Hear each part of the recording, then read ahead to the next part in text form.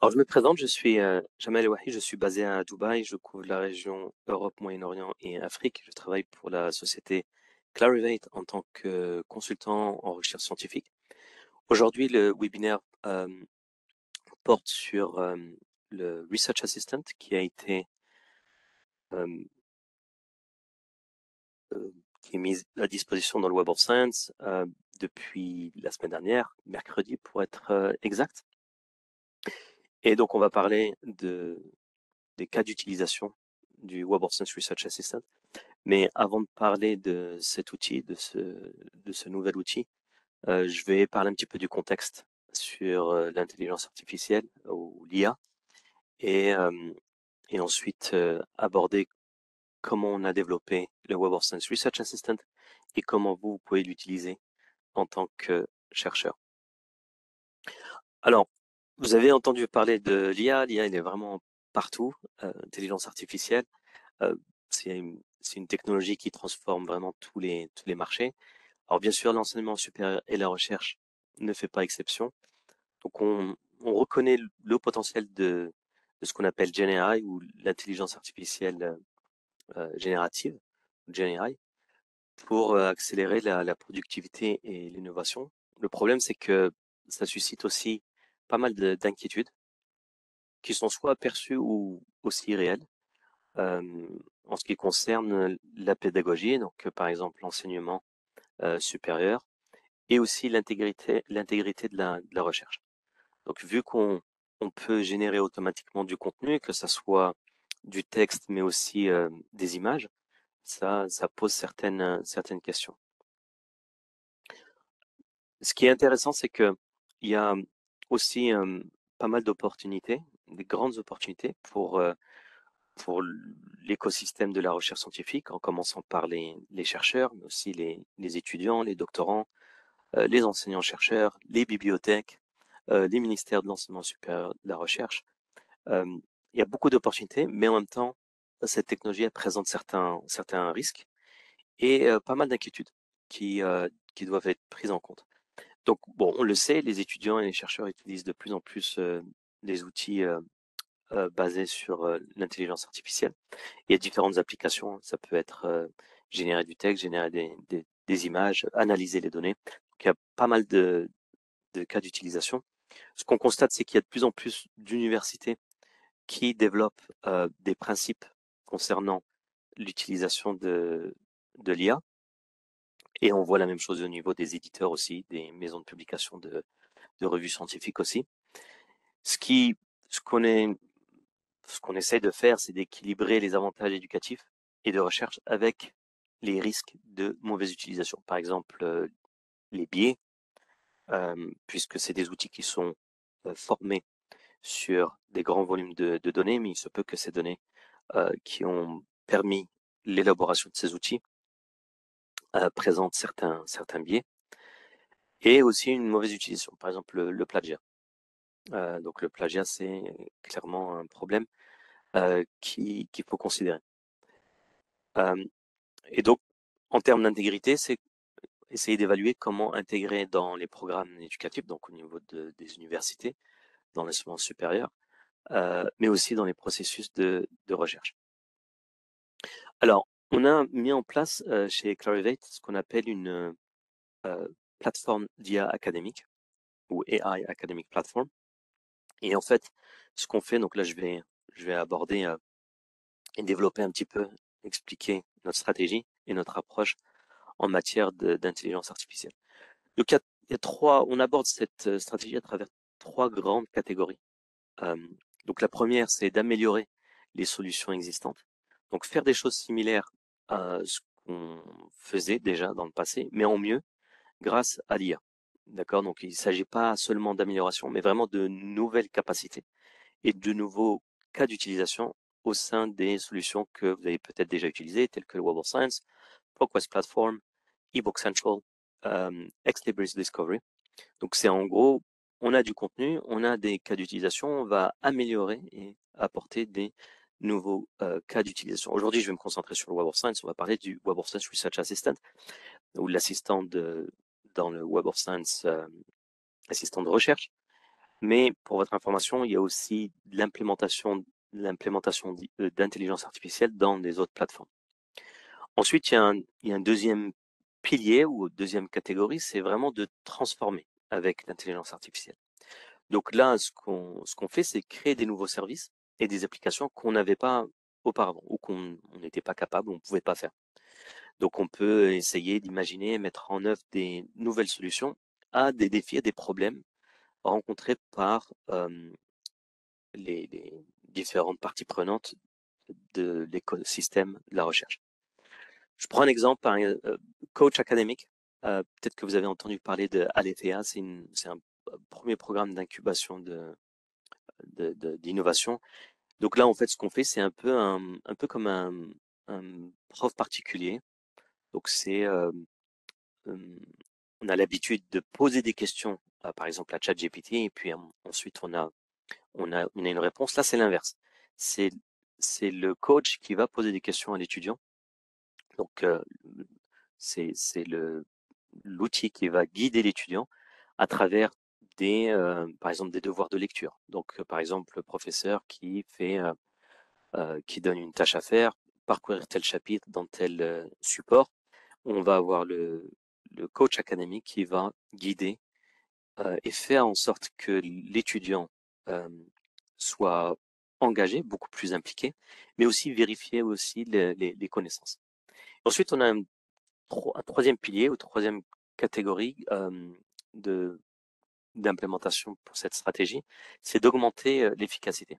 Donc ça s'applique à la fois à l'augmentation de l'efficacité, mais aussi de la productivité des utilisateurs comme vous, mais aussi des processus internes chez Clarivate. Par exemple, assistant de métadonnées, par exemple, automatisation des processus et aussi, bien sûr, en termes d'assistance des utilisateurs des différents outils. Donc, on a ces trois piliers, trois grandes catégories d'activités pour mettre en place ou implémenter cette stratégie. Et donc, on utilise des compétences, donc alors, bien sûr des compétences en termes de compétences technologiques, mais aussi, bien sûr, on va utiliser du contenu scientifique fiable. Donc, on parle du Web of Science, par exemple. Donc, on sait que le Web of Science, il y a un processus de sélection. On va utiliser des publications qui sont, donc des documents qui sont publiés dans des revues, des conférences, des congrès ou des livres de qualité. Euh, on parle d'intégration dans le flux des travaux académiques, c'est-à-dire des tâches qui sont euh, faites par les chercheurs, expertise en technologie et intelligence artificielle, mais aussi en termes de données, évaluation de la recherche, par exemple. Je vais parler un peu plus en détail des partenariats qu'on a avec la communauté scientifique. Donc, par exemple, le Web of Science Research Assistant, il a été développé en partenariat très étroit avec beaucoup d'universités au niveau international. Et aussi, on a en place une gouvernance solide pour une intelligence artificielle responsable. Donc, on parle de transparence et des principes éthiques de l'utilisation des données, mais aussi du contenu qui est généré. Donc afin de réaliser tout ce que je viens de mentionner, à travers tout le portefeuille de solutions qu'on a dans le secteur académique et universitaire, recherche, mais aussi enseignement supérieur. Donc on aborde des multiples cas d'utilisation, donc à grande échelle. Donc on développe cette plateforme, c'est ce qu'on appelle Clarivate Academic AI Platform, donc la plateforme académique d'IA. Et donc là, on va avoir en place du langage naturel, recherche sémantique, euh, aperçu des documents, recommandations, tout ça, c'est vraiment des cas d'utilisation euh, dans dans la plateforme. Okay. Euh, ce que je veux mentionner aussi, point très important, c'est l'engagement avec une utilisation et une application responsable et éthique de l'intelligence artificielle. Alors, ce qu'on a mis en place, on a des innovations guidées par la communauté. Donc, par exemple, j'ai mentionné tout à l'heure, le Web of Science Research Assistant a été développé en partenariat, collaboration très étroite avec beaucoup d'universités. Donc, c'est pas un outil qui a été développé la semaine dernière. Donc, ça a pris du temps pour être plus précis, c'est développé depuis novembre 2023, fin 2023. On a aussi un conseil consultatif sur l'IA, sur l'IA. Et ensuite, on a des principes d'utilisation, principes éthiques de l'IA. Donc, par exemple, ne pas utiliser le contenu des éditeurs pour entraîner ce qu'on appelle les LLM, donc Large Language Models, grands modèles de langage. On a une attribution concrète et un accès facile aux œuvres qui sont citées. Peut-être que vous avez déjà testé avec ChatGPT, par exemple. Moi, j'ai eu cette expérience où il va me générer un petit paragraphe, il va me citer un article. Le titre de l'article était correct, mais les auteurs étaient pas bons. Et il se trouve que c'était un de mes articles. Donc là, en tant qu'auteur, j'apparaissais plus dans la liste d'auteurs de cet article qui était cité. Donc on a une attribution correcte et vous avez accès à cette référence qui est générée. On a donc aussi une transparence au niveau des données qui sont utilisées dans le texte qui est généré. Et ça réduit le risque d'hallucination. Par exemple, un modèle qui va générer du contenu qui a l'air correct, mais qui est totalement erroné. Collaboration avec les éditeurs, très important pour garantir les droits d'utilisation, puisque est-ce qu'on peut utiliser le contenu qui est protégé par les droits d'auteur, et si oui, dans quelle manière, ou avec quelle manière. Et ensuite, on a une adhésion, donc on adhère aux réglementations mondiales, donc on a ce qu'on appelle Human in the Loop, donc on a un être humain dans la boucle d'apprentissage, mais aussi dans cette donnée qui est fournie par l'assistant. Alors en termes d'innovation dans le Web of Science, ce n'est pas la première innovation. Très rapidement, en termes historiques, le Web of Science remonte à 1964 avec le premier indice de citation en sciences, ensuite un autre indice de citation, une autre collection en sciences sociales, quelques années plus tard dans les sciences artistiques, sciences humaines. Ensuite, ça prenait la forme de livres, donc c'était des gros tomes, gros volumes. Ensuite, on a un atlas de la science en 81. Et avec la technologie, donc ça a évolué, donc ça a pris la forme de disquettes, ensuite de CD-ROM. Et 97, fin des années 90, avec l'Internet, ça donne naissance à un site Internet qu'on appelle maintenant le Web of Science. En 98, c'est quand Google est lancé, et ils utilisent la même idée. C'est que ici, ce qu'on appelle Science Citation Index, un indice de citation inventé par Dr. Eugene Garfield, c'est une idée, une invention qui permet de lier les publications à travers les références. Et c'est ça qu'on appelle un indice de citation. Google utilise la même logique, mais au lieu d'implémenter ça sur des publications scientifiques, ils font ça sur des sites internet, et c'est pas des citations ou des références, c'est des liens. D'accord? Ensuite, on a lancé en 2001 Essential Science Indicators, qui fournit beaucoup de données statistiques sur les publications, mais aussi les journaux, les pays et les chercheurs. Researcher ID, peut-être que vous en avez entendu parler. Donc ça, c'est un identifiant unique au niveau des profils de chercheurs. En 2009, première version d'Insights. Ensuite, il y a ORCID. Et le code qui a été utilisé, alors ça pour votre information, pour mettre en place Researcher ID, il constituait la base du nouveau service ORCID. Donc Clarivate, Thomson Reuters à l'époque, a fourni le code source derrière Researcher ID pour mettre en place ORCID. Manuscript Matcher, qui permet de faire une correspondance entre le titre, le résumé de votre manuscrit avec des revues scientifiques qui pourraient coller avec votre manuscrit. Amélioration des auteurs, des profils d'auteurs et l'identification des auteurs dans le Web of Science.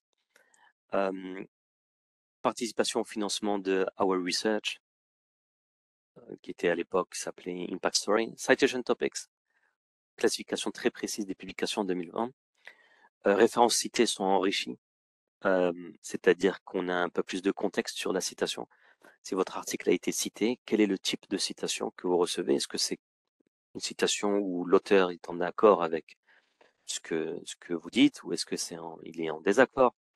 Est-ce qu'il est cité dans la synthèse de littérature, dans l'introduction, ou plutôt dans la discussion ou dans les résultats? Donc ça, c'est aussi un enrichissement des données qui a été fait, qui est fait depuis 2021. Algorithme de recommandation à différents niveaux, recommandations d'auteurs, recommandations de publications, recommandations de conférences, de congrès dans le Web of Science. Amélioration de la recherche, peut-être que vous l'avez déjà vu, on met des mots-clés et le Web of Science va vous suggérer d'autres mots-clés qui peuvent être pertinents. Et là, depuis fin 2023, on travaille sur Web of Science Research Assistant qui est testé en version bêta par des partenaires institutionnels. Et il a été officiellement lancé, donc cet outil, la semaine dernière, le mercredi 4 septembre pour être exact. Je veux avancer sur. Donc, j'ai parlé des références, des citations, c'est ce dont je veux parler tout de suite. Si vous avez un article qui est, par exemple, cité 4207 fois, d'où proviennent les citations? Est-ce que c'est plutôt en background, dans la synthèse de littérature? Il n'y a pas de citations qui contrastent les résultats ou qui sont en désaccord.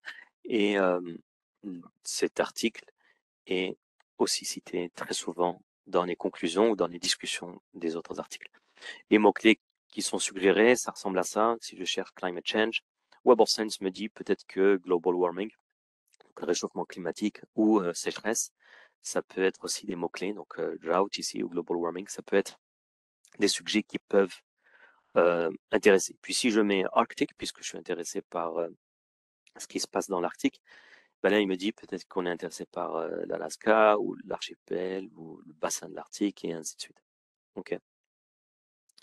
Alors, je vais me focaliser sur le Web of Science Research Assistant puisque c'est l'objet de la session aujourd'hui. Ça ressemble à ça. Donc ça, c'est une copie d'écran de la page d'accueil. L'objectif, c'est de faire une recherche plus intelligente. Alors, on sait qu'en tant que chercheur, on passe pas mal de temps à travailler sur plein de tâches différentes. Une grande tâche quand on fait de la recherche, c'est la compréhension d'un sujet, mais aussi la synthèse de la littérature. Donc on a des tâches guidées, mais aussi on peut trouver une revue scientifique. Donc je vais faire quelques exemples tout à l'heure. L'objectif ici, c'est que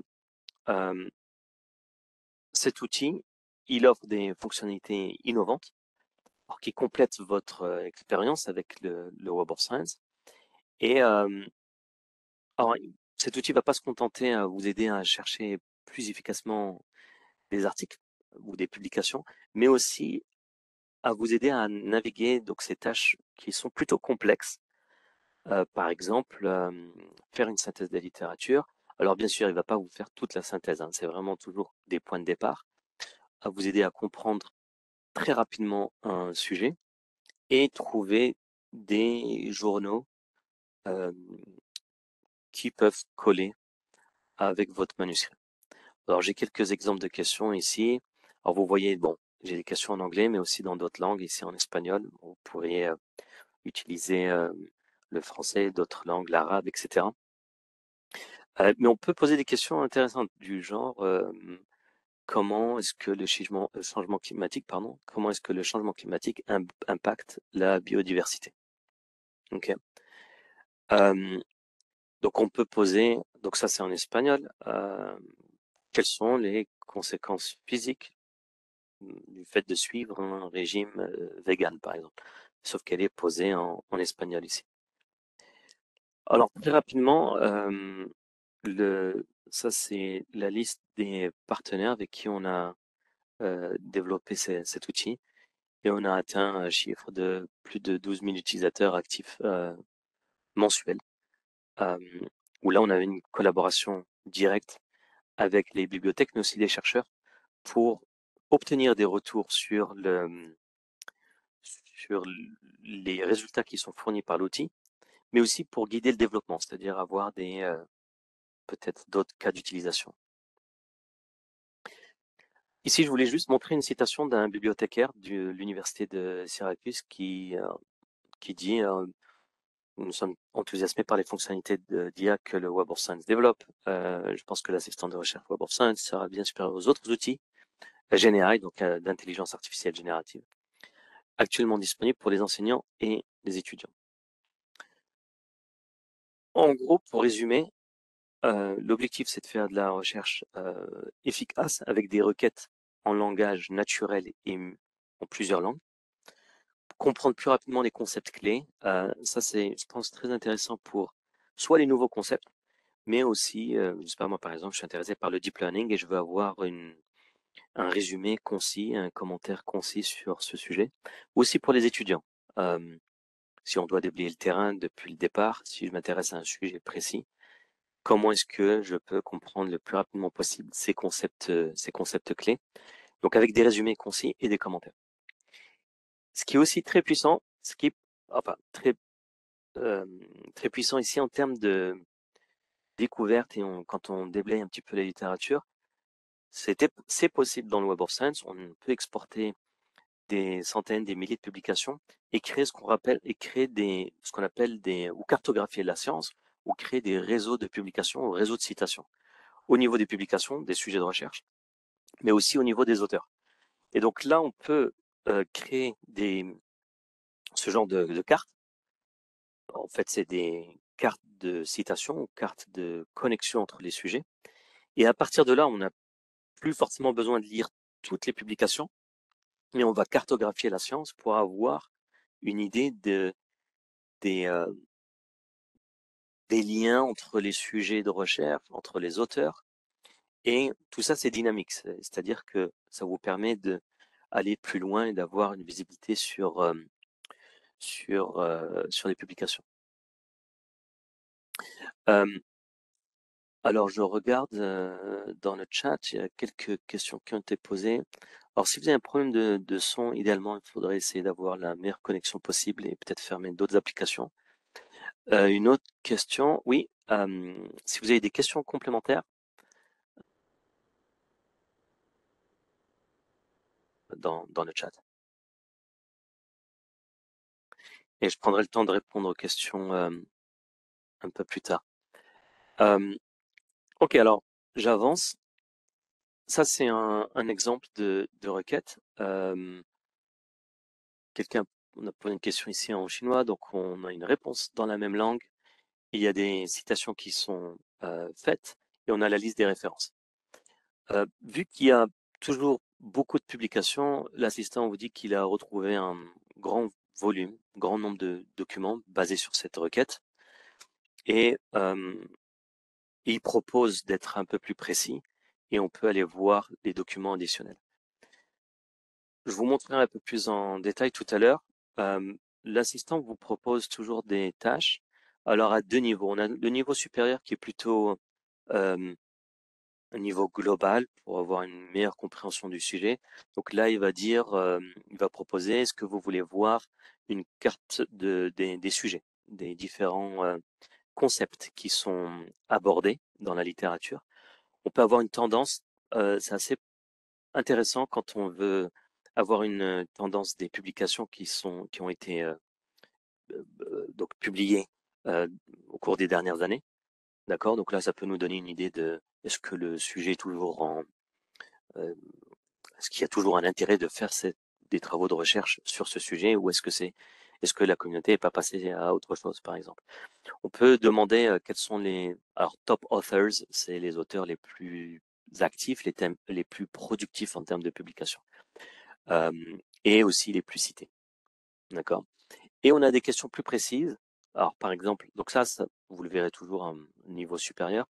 Mais après, on a, par exemple, ici, what are the latest research findings on mitochondria's impact on cancer cells? Donc, quelles sont les dernières trouvailles sur l'impact des mitochondries sur les cellules cancéreuses? D'accord? Donc là, c'est une autre question que vous pouvez euh, aborder et explorer à travers l'assistant. Alors, ici, en résumé, on peut chercher dans plusieurs langues en utilisant un langage naturel. On obtient des résumés concis, des commentaires avec les références, et là, vous pouvez les étudier et aller pour vérifier la réponse. Et on parle de plus de 120 ans de recherche, puisque vous savez, le Web of Science Core Collection va jusqu'à 1900, donc on a un outil qui est formé sur une très grande base de données. À partir de là, donc là c'est une autre capture, je peux cliquer sur une de ces publications ou un de ces documents et j'obtiens sur la droite une autre fenêtre qui me donne les détails de la publication. Donc là, Water Provisioning Improvement, ok, c'était la première référence qui a été citée par l'assistant dans ce petit résumé, dans ce petit commentaire. Ok. Donc là, ça vous permet de vérifier ce qui est dit, et aussi il y a une attribution correcte. C'est-à-dire que là, on a les détails de la publication. C'est une publication qui a été publiée dans cette revue par ses auteurs. On a les détails, on a même le DOI ou DOI, et on a la possibilité d'aller voir l'enregistrement complet depuis ou dans le Web of Science. Alors ça, c'est un autre cas d'utilisation que j'aime beaucoup à l'époque dans le Web of Science, encore maintenant. Si vous utilisez la recherche classique, vous pouvez exporter les publications qui vous intéressent et utiliser un outil comme VozViewer, par exemple, ou Delphi pour créer ce genre de carte, où là, on utilise les citations. D'accord? Et ça vous permet, à partir d'une publication qui vous intéresse, donc là, on utilise le concept de co-citation. Le concept de co-citation, c'est quand on a au moins deux publications qui citent une autre publication. D'accord? C'est ça qu'on appelle une co-citation. Donc là, on a une petite explication. Quand deux documents sont co-cités, ça signifie qu'ils sont cités ensemble par d'autres documents. Et plus vous avez de co-citation, d'accord, plus la force, qu'on appelle la force de co-citation est élevée, et donc ça vous donne un indicateur de, de proximité en termes de sens, de proximité sémantique. D'accord? Et ça vous permet d'explorer la littérature en utilisant les références, les citations, et ne pas se limiter uniquement aux mots-clés. Donc là, à partir de là, tout ça, vous pouvez cliquer sur ces différents auteurs et explorer la littérature différemment. Alors, on peut bien sûr identifier les tendances dans un domaine, ce que j'ai mentionné tout à l'heure, et générer ce genre de réseau pour visualiser les connexions entre les auteurs et les articles. Alors, l'objectif, c'est de naviguer dans ces tâches de recherche avec des guides. Ça, c'est quand on ne sait pas trop, on peut y aller pas à pas.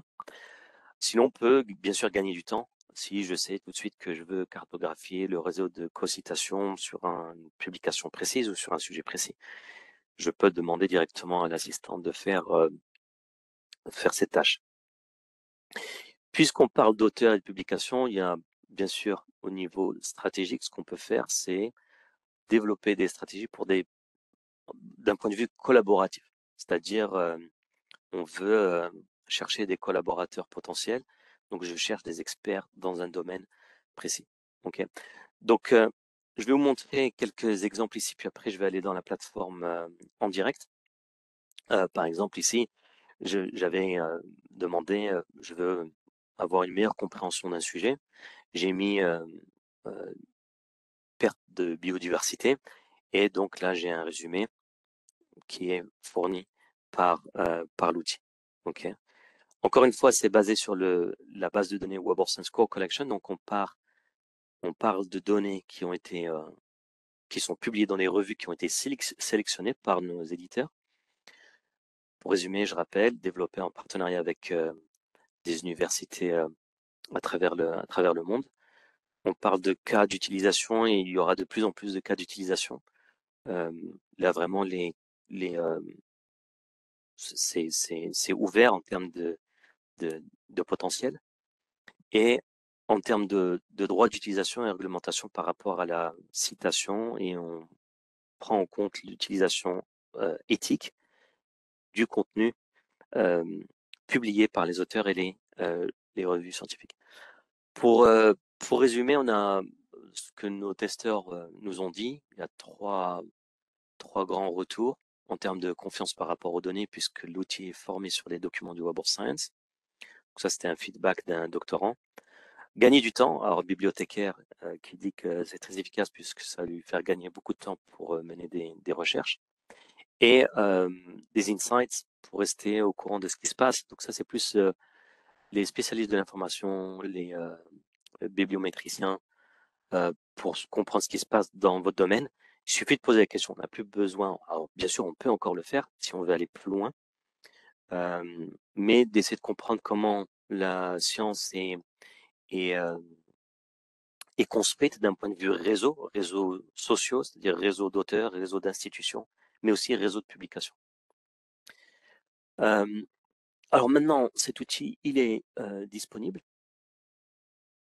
On a commencé par les chercheurs en tête, donc il est vraiment conçu pour les chercheurs. Et je vais vous montrer là en live l'outil, à quoi ça ressemble. Ok. Euh, ok. Alors, je commence. Vous avez peut-être dû remarquer que l'interface a changé récemment, donc ça c'est depuis la semaine dernière. Le Research Assistant, il apparaît, il est disponible dans le Web of Science. Pour votre information, c'est un outil qui nécessite un abonnement supplémentaire au Web of Science, c'est-à-dire l'abonnement que vous avez déjà. C'est un abonnement supplémentaire à cet outil. Ok, donc ce qu'on appelle search ou la recherche dans le Web of Science existe toujours, mais l'outil Research Assistant existe en tant qu'outil supplémentaire dans le Web of Science. Ce que je vais faire, je vais commencer par un nouveau chat. Je pourrais vous montrer d'autres exemples que j'ai fait il y a quelque temps. Bon, si on ne sait pas trop, là on vous donne des exemples. Je vais augmenter la taille de la fenêtre. Ouais. Donc c'est ce que je vous ai montré tout à l'heure. On vous suggère quelques exemples de questions sur. Je vais commencer par la compréhension d'un sujet. Ok. Donc là, il me dit qu'il va m'aider à essayer de comprendre un peu mieux un sujet. Il me demande c'est quoi mon, mon, mon sujet de recherche ou la question de recherche que je cherche à résoudre. Alors moi, je vais lui dire scientific mobility. Donc par exemple, ça c'est quelque chose qui m'intéresse. La mobilité des chercheurs scientifiques. Quelqu'un qui est par exemple en France, qui va en Tunisie, ou quelqu'un du Maroc qui va s'installer en France ou en Belgique. Je veux avoir d'informations sur ces sujets. Donc là, il va, il va regarder un petit peu les publications qui concernent ce sujet. Ok. Donc ça, c'est un résumé assez rapide. Alors, on parle d'étudiants, je parlais de chercheurs, mais bien sûr les étudiants qui font de la science. Donc, on a la mobilité des chercheurs. Ok. On a une étude en Australie et ainsi de suite. Donc, on pourrait aller plus loin si là, on fournit huit, 8 publications, mais je peux, et puis là, ça va me donner plus de publications directement dans le Web of Science.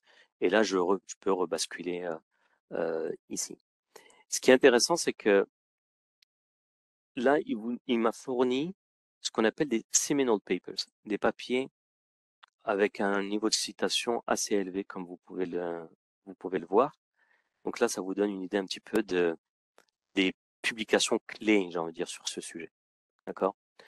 Ensuite, ici, c'est ce que j'ai mentionné tout à l'heure, il me demande ce que je veux faire. Donc là, je peux faire une analyse de tendance sur ce sujet. Alors, je vais aller sur les 50 dernières années. Il y a un intérêt croissant sur ces sujets de mobilité scientifique. D'accord? Donc, c'est un sujet qui intéresse de plus en plus les chercheurs. On a aussi des concepts, c'est-à-dire que là, on a des mots-clés.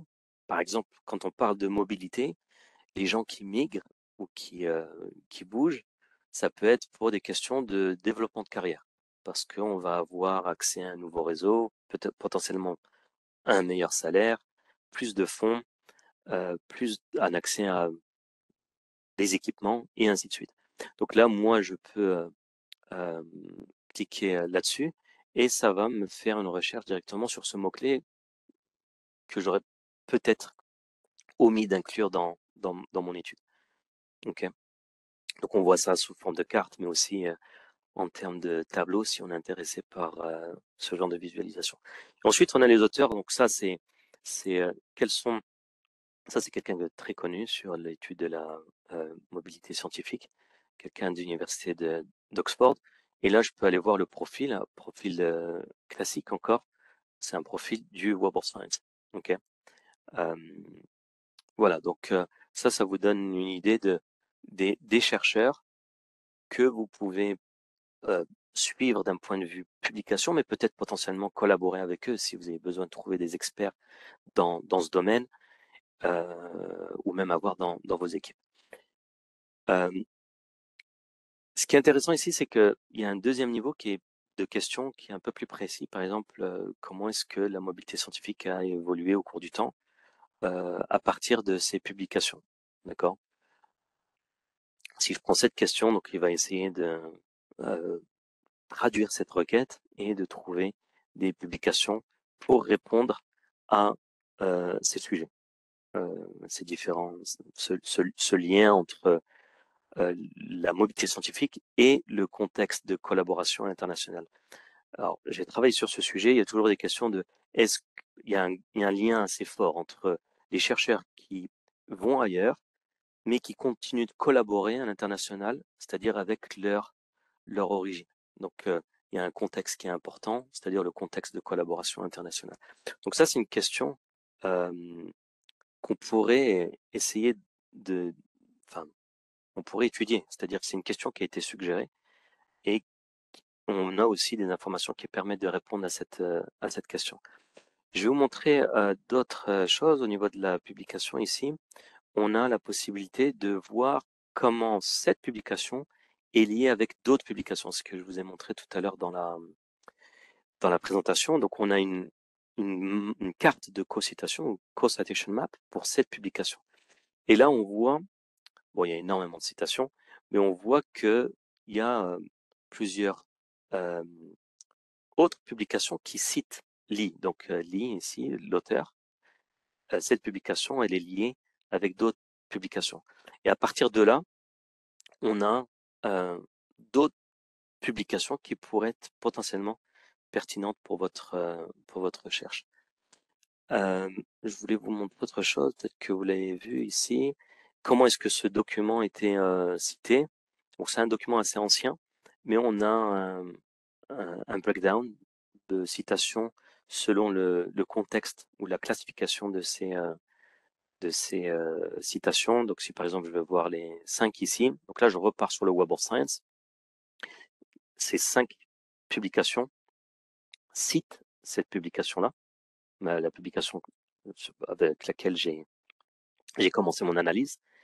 Et cette publication, on a la mention dans le texte d'origine, dans l'introduction, mais aussi dans la discussion.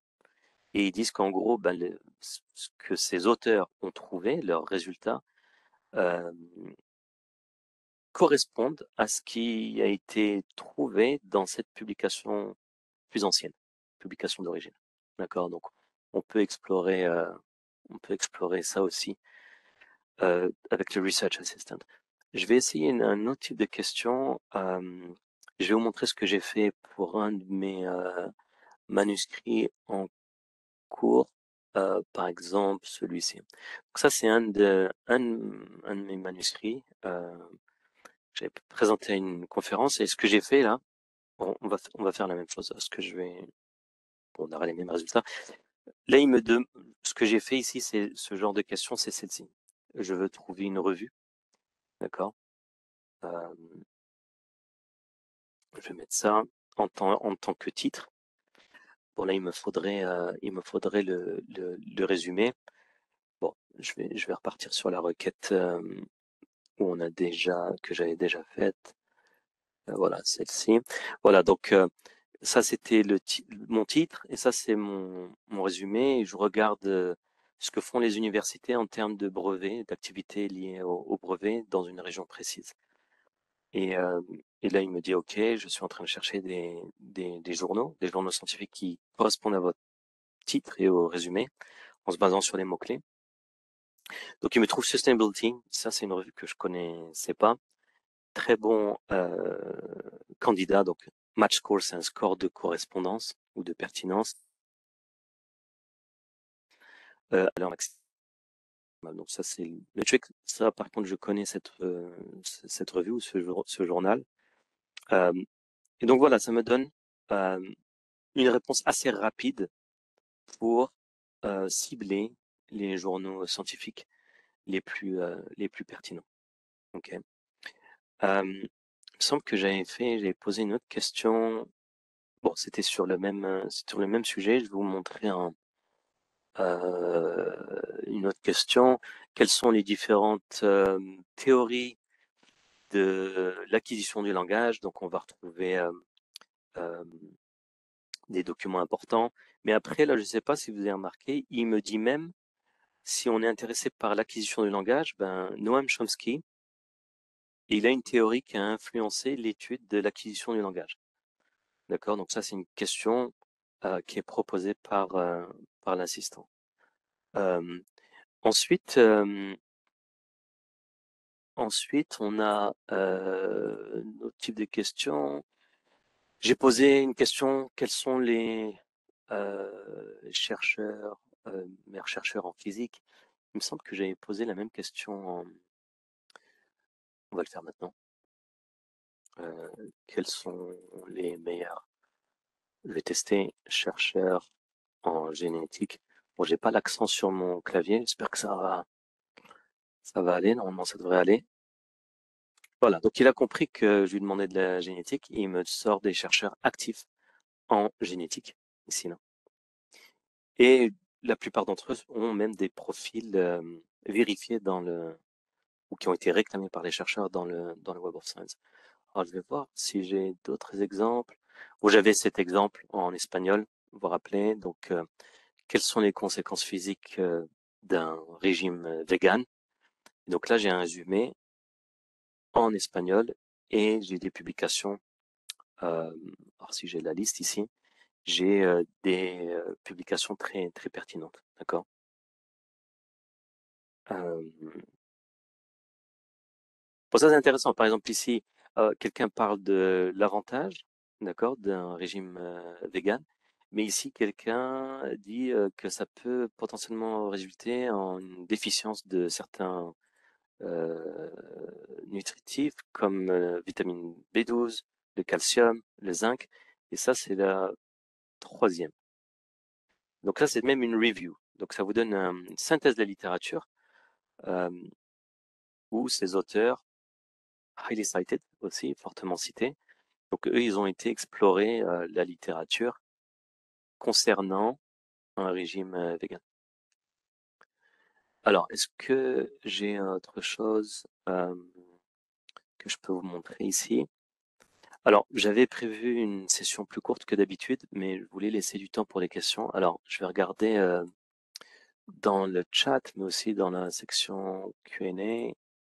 Ok, alors il y a quelques questions qui ont été posées. Euh, alors, je vais les reprendre dans l'ordre. Alors, une question de Reda, le module est gratuit. Donc, comme je l'ai mentionné, c'est un outil qui nécessite un abonnement supplémentaire à l'abonnement du Web of Science. Question de Laurence, cet outil est-il amené à remplacer le WOS et les requêtes expertes dans le WOS? Non, pas du tout. Non, non, c'est un outil additionnel. Euh, ce qu'on constate, ce qu'on sait, c'est que dans la recherche, ici, ce qu'on appelle même la recherche avancée, ce qu'on sait, c'est que ça nécessite un certain niveau d'utilisation, surtout pour ce que vous appelez les requêtes expertes. Ça va pas le remplacer. La recherche reste disponible ici. C'est pour ça qu'on appelle ça un assistant. C'est plus un assistant, un outil qui permet aux utilisateurs qui sont pas forcément experts de d'effectuer certaines tâches telles que je viens de le faire en parlant un langage naturel et sans aller trop loin dans les recherches avancées. Par exemple, si je fais une recherche ici, et je peux toujours utiliser, mais ça nécessite un certain niveau d'expertise.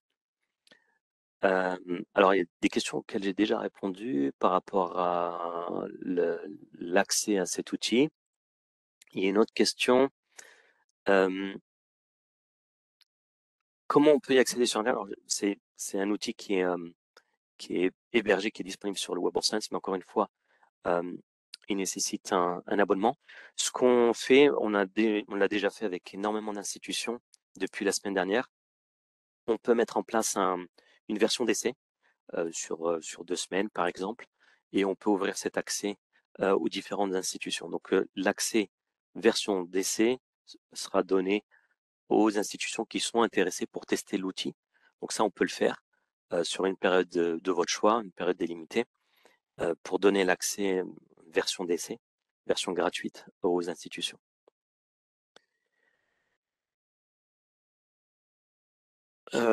Alors, une question de Mélanie qui demande, vous avez dit que cet assistant est disponible dans d'autres bases fournies par ProQuest, vous pouvez nous dire lesquelles? Alors, question légèrement hors sujet. Aujourd'hui, le sujet, c'est vraiment WebAuthn Research Assistant, mais il y aura un assistant similaire sur ProQuest, Aletheia, par exemple, en termes de coach, dans Exlibris aussi, les outils que j'ai mentionnés tout à l'heure dans la présentation. Aujourd'hui, l'objectif, c'est vraiment de se focaliser sur le Research Assistant. Il y aura d'autres sessions sur un assistant similaire sur ProQuest. Oui, ok. Alors, vous avez des abonnements. J'ai pas les détails sur l'accès d'un assistant similaire pour ProQuest. Je peux voir avec mes collègues qui s'occupent de cette plateforme. Mais juste envie de rester sur le sujet aujourd'hui qui est le WebAuthn Research Assistant.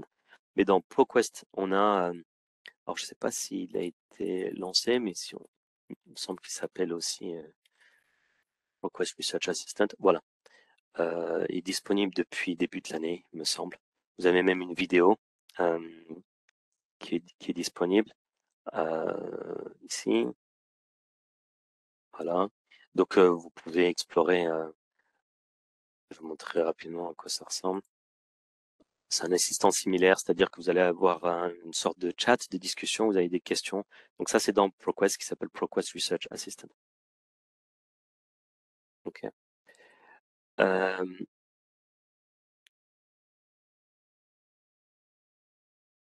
Donc quelqu'un me demande l'adresse du site du WebAuthn, c'est webauthn.com, webauthn.com. Une autre question de Laurence, peut-on voir comment WOS RA ou Research Assistant a traduit la requête par une équation de recherche dans le WOS? Peut-on ensuite améliorer cette requête? Les enjeux sont nombreux là. Oui. Alors pour l'instant non, mais c'est comme ça que ça fonctionne. C'est-à-dire qu'il y a une traduction, par exemple ici là, elle n'est pas encore visible, mais je vais vous montrer comment on peut faire ça. Par exemple cette requête qui était en espagnol. Il y a effectivement une traduction du langage naturel en recherche avancée dans le Web of Science.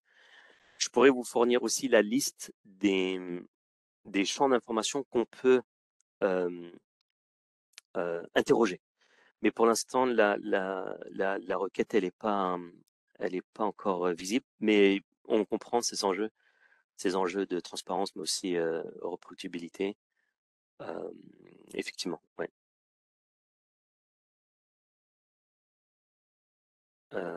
Donc pour l'instant non, mais à terme oui, vous aurez la visibilité sur qu'est-ce qui a été fait. Vous l'avez, mais bon, c'est pas parfait dans le sens où, par exemple, l'assistant vous dit qu'en utilisant la requête, il a cherché le Web of Science Core Collection pour les documents avec le sujet Physical Consequences, donc les conséquences physiques, et Vegan Diet, et il a trouvé 67 504. Donc on pourrait, hein, je sais pas. Mais normalement, on devrait pouvoir, en tout cas à terme, vous aurez la requête disponible. Bon, vous avez une première niveau d'information sur qu'est-ce qu'a fait l'assistant pour récupérer ces, ces publications, les 67 000. J'ai un problème avec ma session, je sais pas. Alors, une autre question de Laurence, le Research Assistant nécessite-t-il un abonnement spécifique ou est-il compris dans les abonnements WOS classiques? Non, il n'est pas compris dans les abonnements WOS classiques, il nécessite un abonnement spécifique. Alors, une autre question de Sohail, l'accès à la recherche bibliographique sur Web of Science se fait sans mot de passe. Vous pouvez l'utiliser Web of Science si vous êtes connecté depuis votre campus, depuis votre université. Donc l'accès il est donné sur l'internet, adresse internet de votre institution. Mais moi j'utilisais un compte Aujourd'hui, je travaille depuis chez moi, donc j'ai pas besoin d'être connecté depuis mon bureau ou depuis VPN.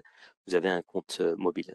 Et quand vous avez un compte mobile comme ça vous permet aussi de créer un profil de chercheur dont on parlera dans un autre webinaire dans quelques temps. Par exemple, ici, j'ai mon profil chercheur. Et pour avoir un profil de chercheur, il faut un compte. Okay, donc là, j'ai mon affiliation Leiden University, mais aussi Clarivate. Les résumés de littérature sont basés sur les abstracts uniquement ou sur les contenus des articles. C'est plus que ça. Donc on a les mots-clés dans les titres, le résumé, les mots-clés des auteurs, mais aussi on a du langage naturel qui est généré à partir du contenu. Et on a aussi ce qu'on appelle un knowledge graph ou un graphe de connaissances qui permet on va dire d'explorer la littérature à travers les connexions entre auteurs, mais aussi publications, citations, références. Donc, il n'y a pas que on fait ça sur les métadonnées, pas sur le texte intégral. Alors, question de Enda, y a-t-il des testeurs de la version bêta en Tunisie? Non. On a fermé ce programme parce que c'était sur 9-10 mois. Il n'y a pas de testeurs de la Tunisie. Alors, commentaire de Mélanie, je n'ai pas compris, c'est un outil qui implique un coût supplémentaire. Oui, c'est-à-dire que le Web of Science reste tel quel, vous avez accès au Web of Science, mais pour avoir accès à cette fonctionnalité, cet outil, ça nécessite un coût supplémentaire pour accéder à cet outil.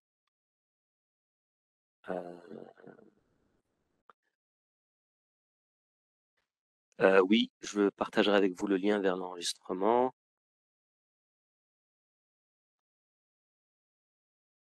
Alors, il y a des questions qui ont déjà été répondues, des questions similaires qui sont posées par différentes personnes. Non, alors encore une fois, si vous voulez faire profiter du Research Assistant, s'ils n'ont pas de compte Web of Science, il faut un compte Web of Science, d'accord? Mais surtout, il faut accéder au Research Assistant via votre institution. Question de Sarah, le niveau des universités. Vu que c'est un outil qui a été lancé la semaine dernière, ce qui se passe, c'est qu'il y a plein d'universités qui ont mentionné leur intérêt pour tester l'outil. Quand vous vous êtes inscrit au webinaire, j'ai posé cette question si vous étiez intéressé pour avoir plus d'informations. Ça, c'est quelque chose qu'on peut mettre en place et par exemple une version d'essai sur une période délimitée. Comme ça, vous pouvez tester. Une autre question de Enda, est-ce qu'on a reçu une demande du CNUTS pour la période d'essai? La réponse est non, pas pour l'instant. Je ne sais pas s'il y a des gens du CNUST aujourd'hui qui assistent au webinaire. Si possible, voir avec eux s'ils sont intéressés pour la Tunisie au niveau national et avoir une période d'essai. Donc pour l'instant, je ne sais pas si les discussions sont en cours. Ok, merci pour les commentaires positifs, Mohamed. Alors, question de Hasna, est-ce que l'université de la Manouba dispose de cet assistant de recherche? Vu que l'université de la Manouba accède webinaire, l'assistant, pardon, au Web of Science via le CNUST, et vu que l'accès est national, le Research Assistant doit être fourni au niveau national aussi.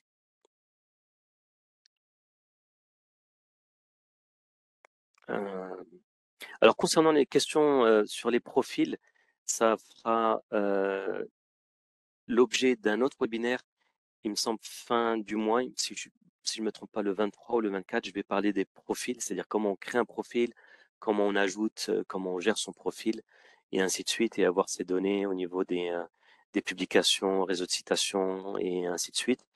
Mais c'est pas le sujet d'aujourd'hui. Euh, alors, merci. Effectivement, il y a quelqu'un qui m'a débloqué. Il faut qu'effectivement l'opérateur c'est end en majuscule et ça marche toujours pas. Je sais pas ce qui se passe. Je pense que ça doit être. Il faudrait tester de votre côté. Normalement le end, même le end il est implicite. En vérité, l'opérateur end il est implicite et même si on mettait end comme ça, normalement ça devrait être ok. Je pense je dois avoir un problème avec ma connexion. Ce que je vais faire, je vais tester un autre navigateur. Si vous permettez.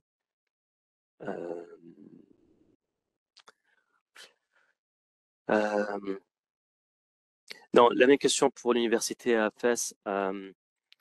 Vu que l'accès est donné au CNRST via l'INIST, c'est un consortium annuel. Alors, je vais créer un autre. Là, je vais me connecter avec un autre compte. On va tester avec ce navigateur. Je pense que j'ai des problèmes avec Chrome. Ok. Ce que je vais faire, je vais le faire sur Chrome. Alors, je suis pas un bon exemple. J'ai plusieurs profils. Profil Clarivate et profil chercheur. On va faire comme moi. Ok, je vais voir si je peux me connecter ici.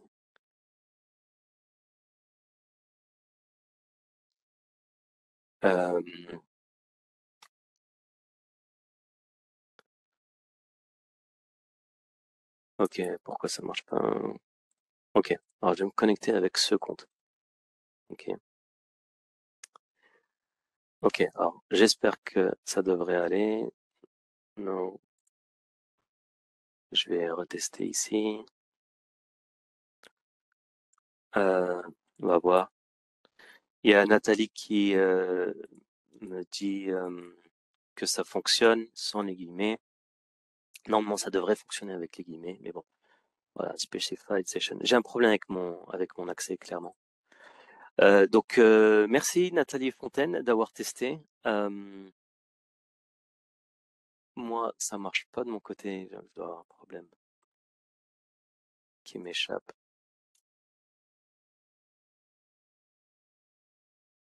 Ouais, bon. Je vais me reconnecter parce que je me suis déconnecté entre-temps. C'est sign in.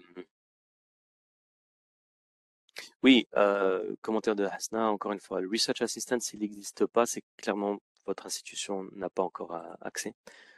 Je vais essayer différemment. Si je fais une autre suggestion de Henda, si je fais un autre et je combine, comme ça, je mets le end qui est écrit différemment ici. Et c'était quoi? Vegan diet. Ouais, encore une fois. J'ai un problème, je dois avoir un problème, c'est mon problème à moi. Je vais enlever les guillemets. Ok, ça va mieux. Mais bon, il n'y a que trois résultats, donc c'est clairement pas ça. Mais donc c'est un problème à moi. Merci Nathalie d'avoir testé. Ouais, de rien. Ok. Euh, ok. Euh,